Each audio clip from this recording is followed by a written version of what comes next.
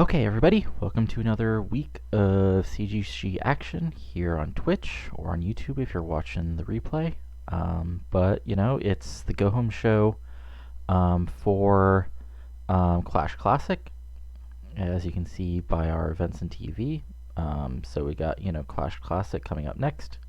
Then there's Wrestle Festival, Super Slam, then eventually the big main event show. We still got Championship Wrestling here, where we're doing the Go Home Show build-up for the pay-per-view, so let's get going for that.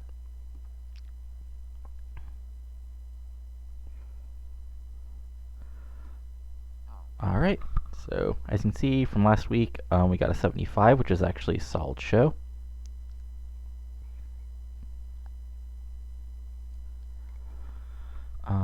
But let's get going with the booking for this. Let's see your no backstage incidents. Let's do a little meddling to see if we got anybody who can go over. So let's do with Dante. And let's see here.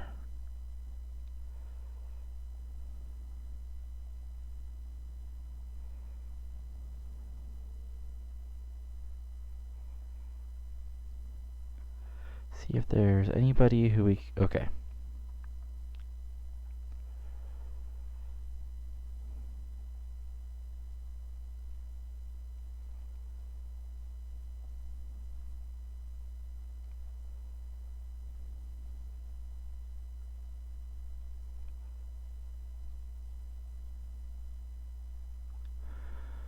Okay, sure. Let's do positive middling. Oh, there we go. Okay, so Robbie Griffin and Zamus are now friends. Hooray. Absent Workers is still Solomon Gold because he's in rehab, and Danny Draper because he's injured. Good thing those guys are both basically, young guns we won't be using.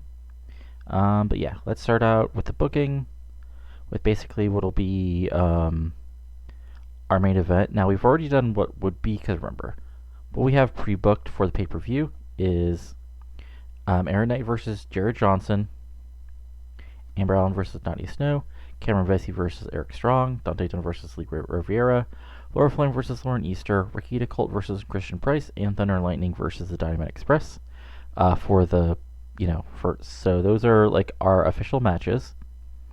Now there's a couple like unofficial official matches also that we'll be throwing in there, but for now, like, this is our like, also I thought I actually pre-booked this, but oh well. I thought I added this, but I mean, we can go ahead and pre-book the match just so it's on here. But our finals of our mini tournament is Sean McFly versus Shooter Sean Dealey.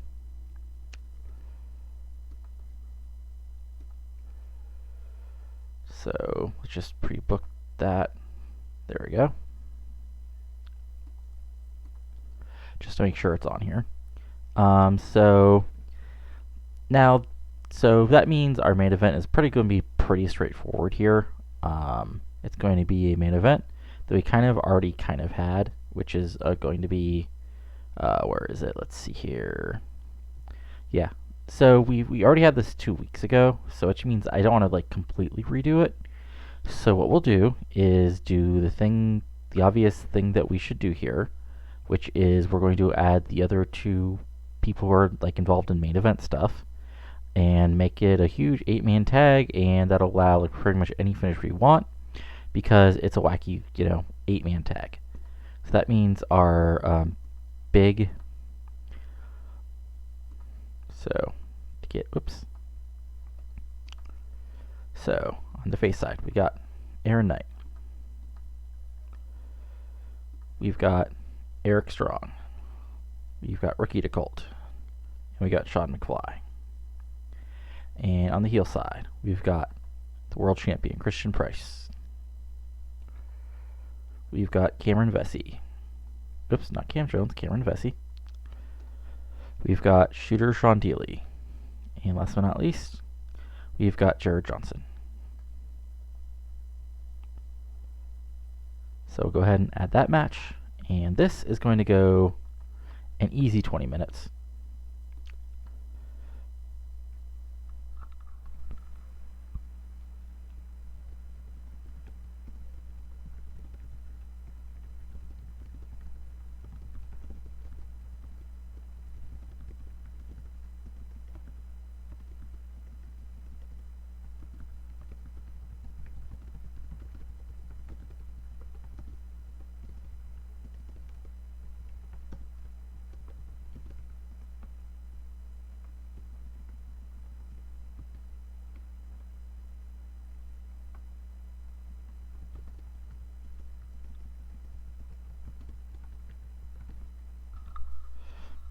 Okay, so start rotated notes. Obviously, we're going to go open for this match.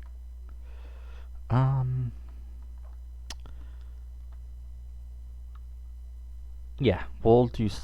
Oops, we'll do slow build, and as a decisive win,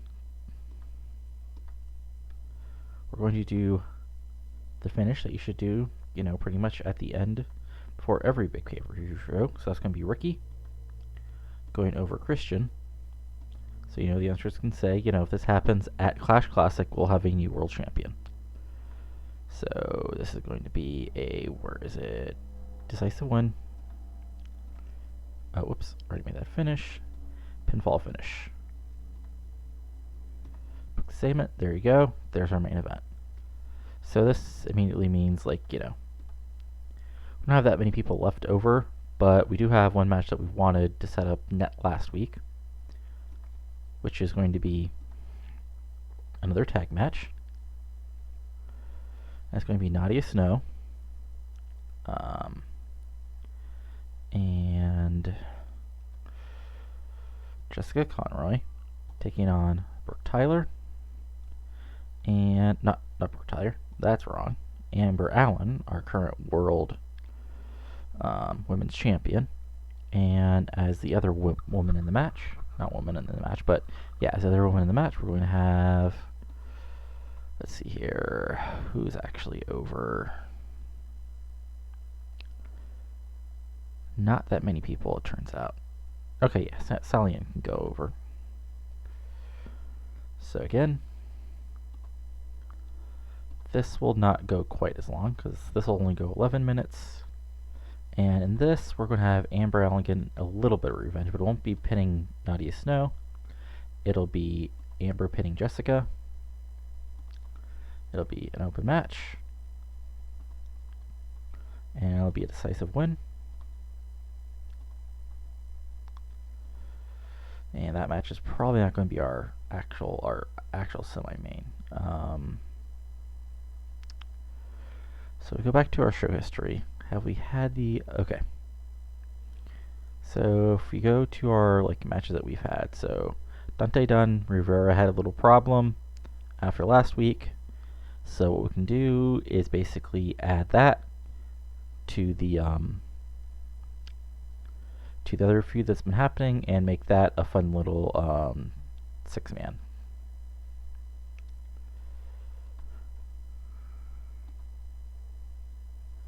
So again, we'll have Cam Jones, Sid Collier,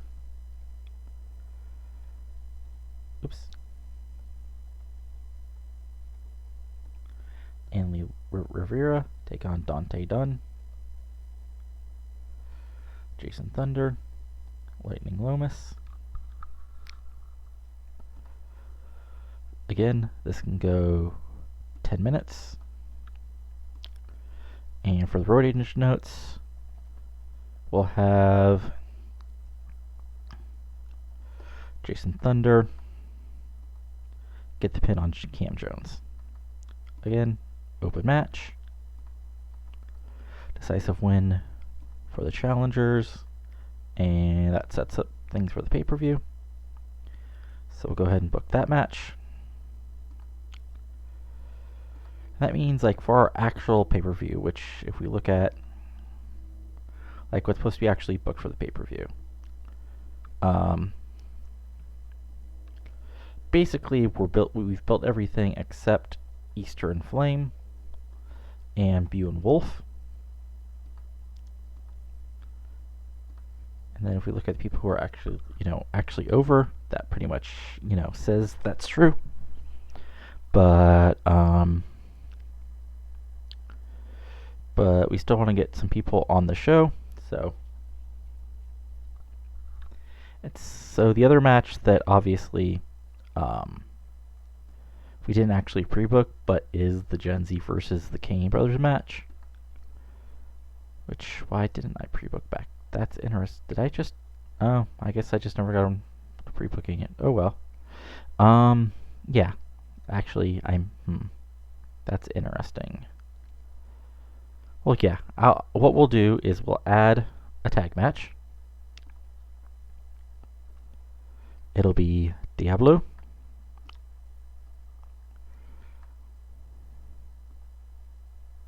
And it'll be David Stone taking on the heel team of Eli Kane and Luke Kane. It'll be not the longest match, because the Builders Kane will go over.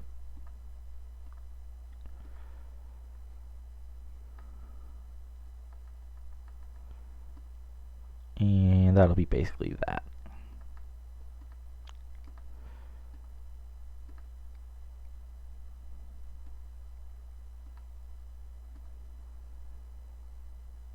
So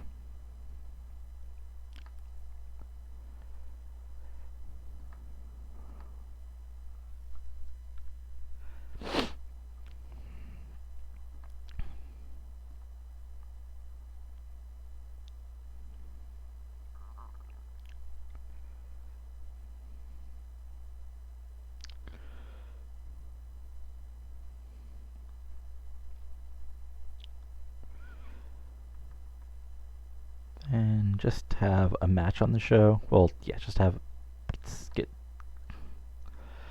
get somebody a win. We'll have Skip go over Mark Dubois. So again, that'll be nothing special. It'll be 6 minutes. Beal go over. It'll be an open match. Our friend Skip will go over, and that'll be that for the pinfall victory. So, well, okay, so.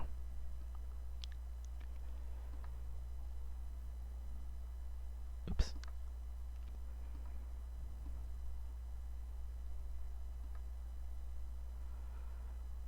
Okay, let's have this go another minute just because. Okay. So that gives us 60. Okay. I always forget, so let me double check. Let me do a quick calculation of 95 times 6. Okay. So we can actually cut off a decent amount of time here. So actually what we'll do is we'll cut off about a minute from each of these matches.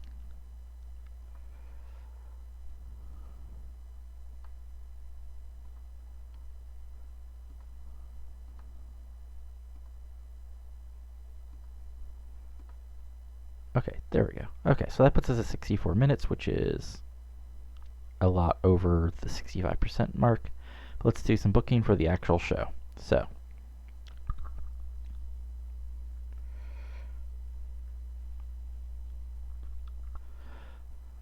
me see here. Let me double check our product. Because, let's see here.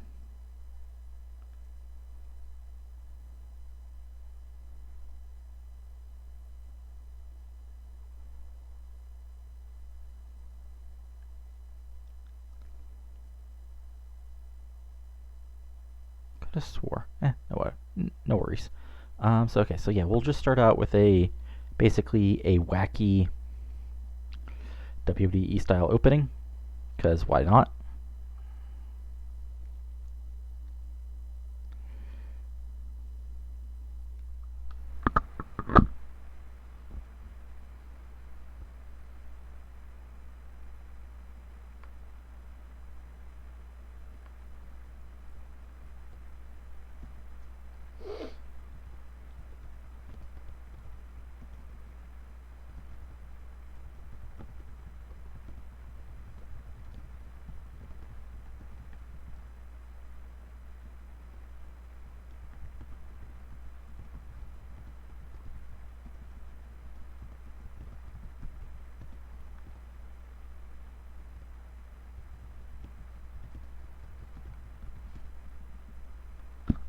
So this is just going to be a test of things, because I want to see if this can actually work okay.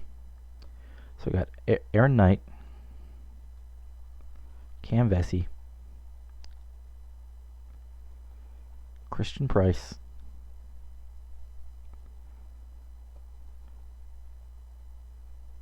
Jack. Ricky. And Shooter Sean, who, doesn't need to say words. So that basically, puts all of that over.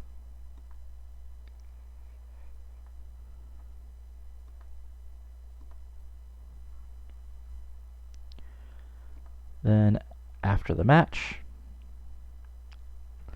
so after the first match, Skippy will be celebrating and George Wolf will come out and just drop him.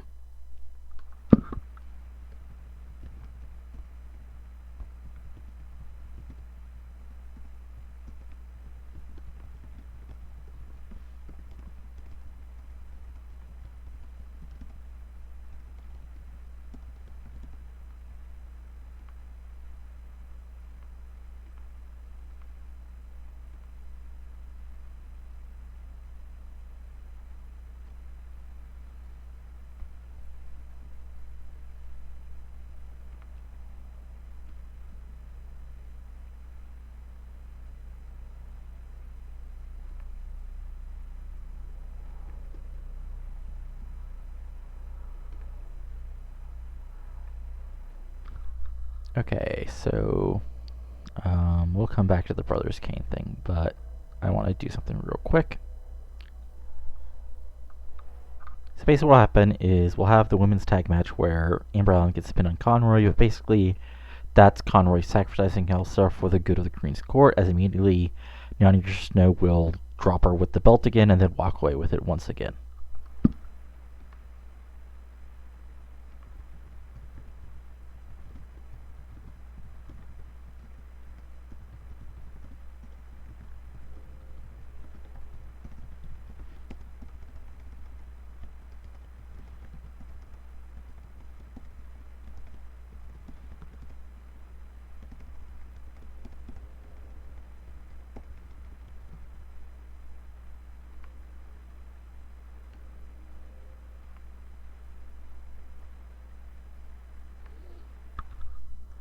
Okay, and as we're looking at things, we got a couple more.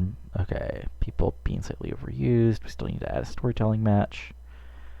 That can be this one right here, because storytelling is Brothers Kane are big and strong. Okay, so booking analysis. I want to make sure I'm not forgetting any. Okay, yeah, so I want to get Tyler on the show. And I want to get, okay, right, that all makes sense. Okay. So, yeah, okay. So we'll have a Lauren Easter promo, or at least a start of a Lauren Easter promo, before Brooke Tyler interrupts her, and Tyler's like, you keep on acting like you have a shot, but, I'm still a franchise of this, business. I'm the best women's wrestler on the planet, even if I don't have the championship right this moment. And you're, you already, you're already old news, Easter. Maybe you can, get the win off, Flame at Clash Classic, but just means at the WrestleFest, you'll be shown to be somebody on the downside of your career already. So we'll throw that in.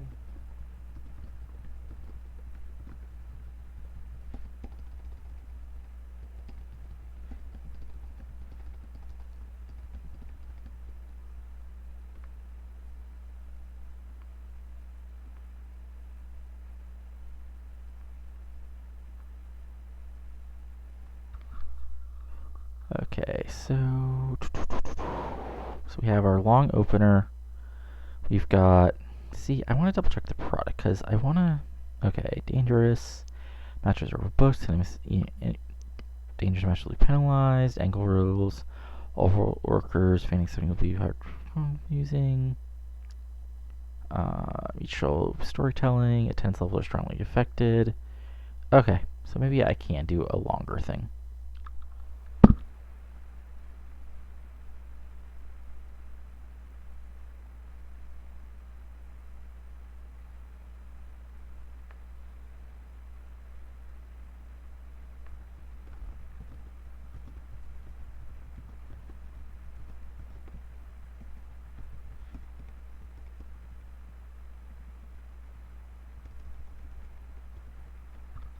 So yeah, I'm gonna have Dante Dunn basically do a pre-match promo, hyping up the next, what he calls the next tag champs, Thunder and Lightning, and tells Leo Rivera, that Buster who attacked me from behind last week, and and those tag champions come out here, because they're cruising for a bruising.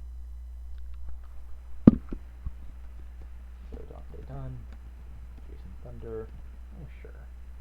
I feel like, are they actually any good on? Are these guys actually any good on the mic? Let's see here. Thunder, no. Lomas, no. Haley. Okay. No, whoops. Haley's with. I think of the wrong person. Faith. Is Faith actually good on the mic? I always forget.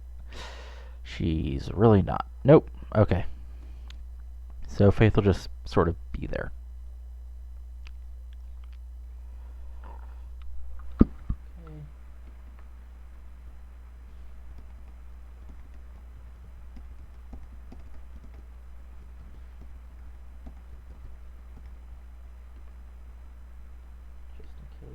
Doesn't answer. Let's see here. We got.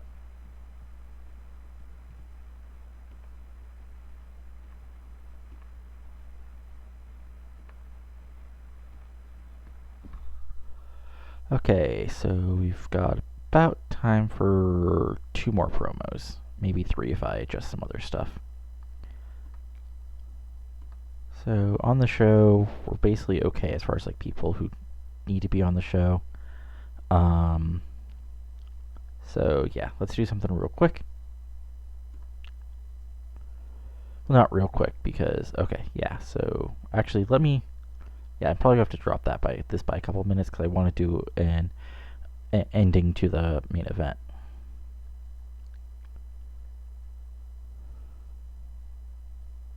I mean, he's just such a good guy, or maybe I don't know. He has a good weed. Referring to High Flying Hawaiian, who somebody in the chat has said, had 3 workers said they want to put over High Flying Hawaiian, which is interesting. So yeah, I don't know. Maybe he's just a cool guy.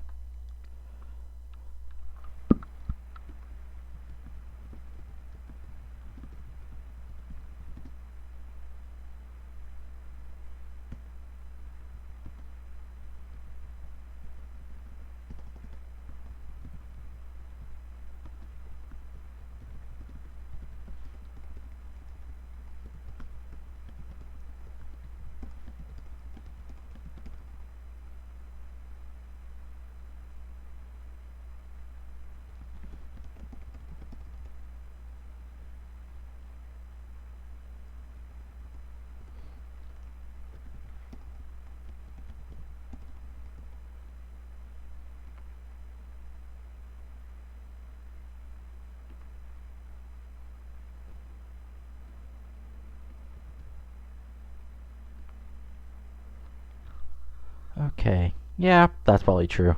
Let's see here. So I gotta do maybe 1 more angle here, maybe 2. Okay, yeah, I think I'll just do a quick Jack to Colt promo.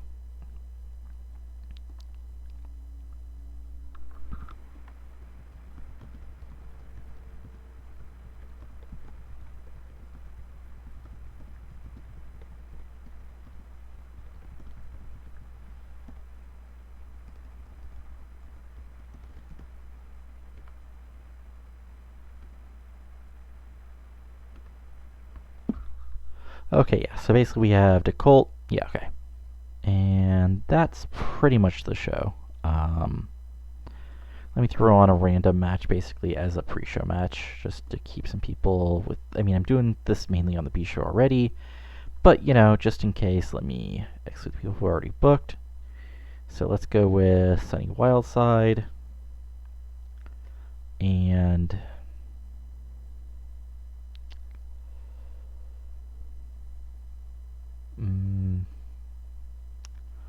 maybe I need, yeah, let's do with Natalie, Zoe, take it on the heel team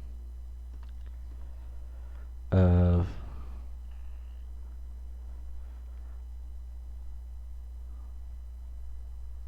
Laura Flame, good old Nina. This will go 13. I'll put Laura over because she actually has a match on the pay-per-view in a couple of nights. And it'll be a decisive win. On the pre-show, just get some in-ring time. Let's see here. We are not in Alberta. We are in beautiful British Columbia.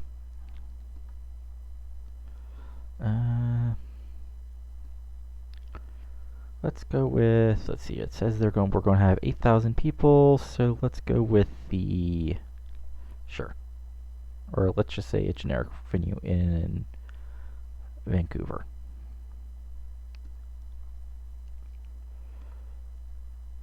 Alright, book the actual show here. Kind of worried about the rating. Again, still getting used to the everything new with the game, especially the changes in booking and everything. But let's see how this goes. Like having basically all my top people in the tag match, it being slow built, should help. But I also got some young guys in there, so that could mess things up. But who knows? Let's just see how it rolls. So we open up with a solid tag match on the pre-show, where we have Laura Flame and Nina Case going over Natalie DeMarco and Zoe Amos, and that gets a 54, mainly because Laura Flame and Nina Case have excellent chemistry teaming together. So there you go. That's a positive for the future. So then we actually open the show.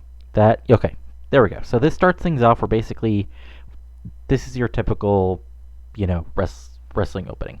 Cameron Vesey opens the show, is still complaining about having faced Eric Strong at the pay-per-view, saying he needs to get rid of this Punk. Aaron Knight, comes out, points out that, that Punk has pinned you. Meanwhile, your new buddy Jared Johnson has needed, all Elite's helps to get any bids on me. Then Price and Dooley come out and say, why are you guys opening the show when the world champion and the man who's going to be, win the tournament to become the number one contender is out here instead? The Price on the CGC should be talking about Christian Price. That brings out the Colts who are like, along with Sean McFlyer's like, Ricky's like, first of all, Sean's going to win the number one contendership, and then I'm going to win the world title. So the fans will actually be happy what happens at WrestleFest instead of having to put with, your two mugs. Then everybody argues, blah, blah, blah. Why don't we, basically, agreement is basically comes at some point to have an 8-man tag for the main event tonight. So that got a 77. And wow, this was actually, again, this was a really solid match. Not much better than I thought. So Skip Bew defeated Mark Dubois in 7-6-27 by pinfall to Flowdown. 67, solid match, just a straight ahead, win for Skip to go over. And then basically we have Skip dropping his hot catchphrase, but only for, in the middle of it, George Wolf to attack him from behind. Wolf just sort of mean mug him and then walk away. That gets a 60. We have, again, like I said before, Lauren Easter starting her promo about how she's going to get, a win over Brooke Tyler, even though she calls herself the franchise, and she's going to be, back on an upward path here in the Canadian Wrestling Alliance. But, Tyler interrupts her and says, Lauren, you keep on forgetting, I'm the franchise. You'll be lucky enough to beat, my good friend Laura Flame, and if you somehow, feel the flame but get pat by her at Wrestle Festival, it doesn't matter because I'm Brooke Tyler. I'm the franchise of women's wrestling, even if I don't hold the women's title right at this moment, and you're nothing but old news. Then she walks away. That got a 66. We have a tag match which did pretty well. The brothers Kane defeated Diablo Duvac and David Stone in 5:38 when Kane pinned Duvac with the mark of Kane. So just a straight ahead win for the brothers. Then we have, sort of a disappointing tag match, but considering everybody who is in the ring, it's not that bad. But anyway, Amber Allen and Sally Ann Christensen defeat Nadia Snow and Jessica Conroy in 10:13 when Amber Allen pinned Jessica Conroy with a Northern Light suplex. This gets a 58. Snow gets a 56, so does Allen. Sally Ann is okay with a 48, but Conroy gets a 35 because she's still young. And then in the actual angle, which does a little better, Snow drops Alan with the belt from behind again, and then walks away with it. So even though Alan got the win tonight in the match, Snow still, looks like she has the advantage as far as in psychological warfare as she walks off with her Queen's Court as we head to the pay-per-view with the Women's World title at stake. So that got a 60. Dante Dunn did a little hyping up of Thunder and Lightning, which got a 60. Then, okay, this was actually really good. This was a lot better than I thought it would. Okay, so again, here are the key things. Dante Dunn is really good. This is a 6-man, so it hit everybody. It only went 10 minutes. Okay, so things to remember. But anyway, in the actual match, Dante Dunn and Thunder Lightning defeated Lee Rivera and the Dynamite Express in 9:32 when Thunder pinned Cam Jones with the Thunderstruck. So again, sets up the tag match at the pay-per-view. That got a 70. Jack DeGault basically did a promo where he's like, I've currently got nothing going on at Clash Classic, but that doesn't, I'm still a DeGault, so it doesn't matter, where I am. I'm always ready for a fight. That got a 70, which shockingly not as good as I thought it would do, but whatever. And yes, okay, here we go. Okay, so really solid match. If we go over things, okay, so Aaron Knight, Eric Strong, Ricky DeColt, and Sean McFly defeated Christian Price, Cameron Vesey, Shooter Sean Dealey, and Jared Johnson in 1914 when Ricky DeColt pinned Price with a DeColt 45, imagining again a good old Pier 8 brawl to end things, when out of nowhere, DeColt managed to hit Price with the DeColt 45 in the ring to get the pinfall victory. Again, this gets a 79. And the match ends with, not the match, but the show ends with Ricky DeColt celebrating as basically, we have the usual descending into chaos as we end a go-home show for the pay-per-view. So let's look at the rating. Survey says 75. Okay. So it seems like this is, we sort of need to, this is probably still a side effect of the momentum being borked when I started things. But putting that aside, I'm slowly getting there as far as making this a better show. So as we move on to the ending of things, survey says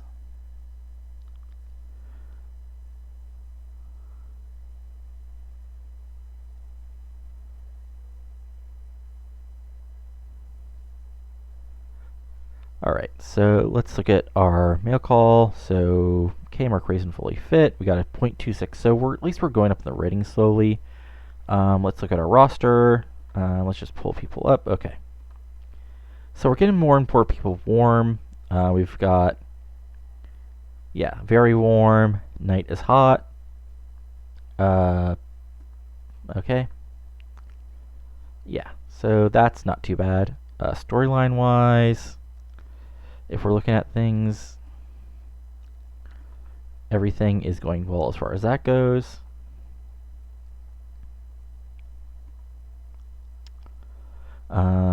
So let's see here.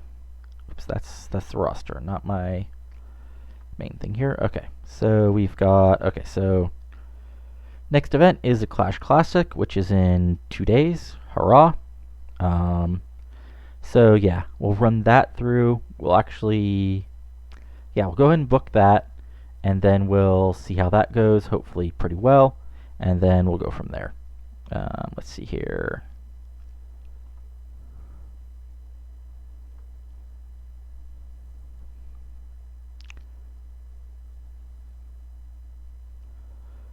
So so I'll go ahead and end the recording for the YouTube here. So if you're watching on this YouTube, hopefully right up next after this will be the actual pay-per-view itself, and then we'll go from there.